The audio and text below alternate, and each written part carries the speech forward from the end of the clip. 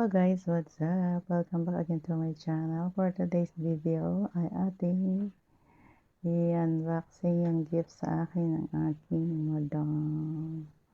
Yung ano ka lang, thankful ka lang sa amo mo kasi hindi niya nakalimutan yung birthday ko. Pagkagising niya sa umaga talaga, hinanap niya birthday. Nakaka-touch din lang yung gano'n yung amo kasi hindi. Actually, ilang taon na talaga yan na hindi ako nagsasabi na birthday ko. Tanda na niya talaga. Nung una, siyempre bago pa lang naman ako. Siguro 3 years na gano'n na. Parang nagpo-post ako sa ng WeChat kasi gamit dito.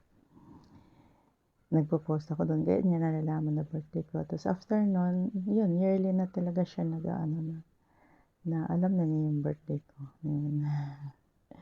Tapos kanina, ito yung gift niya sa akin. Dara. Oh, Sandara. Unbox natin guys.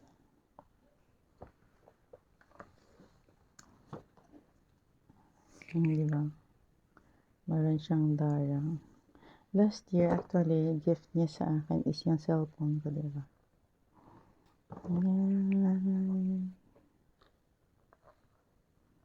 Ang cute niya. It's a necklace. Ano siya, 18K. With pearl.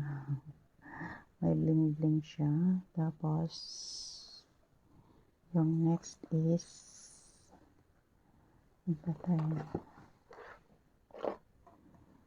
charan! Meron siyang pin.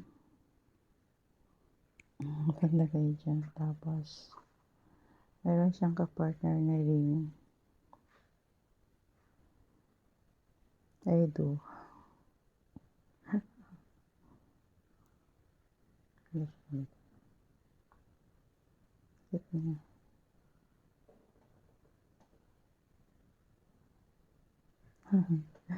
Ayan, anyways, thank you so much guys. And thank you so much also sa aking madam. Hindi na talaga. At saka mayroon pa pala akong scarf na Hermes. Wala daw kasing pink kasi alam niya mahilig ako sa pink. Kaya yung aking higaan pink. Kaya ito.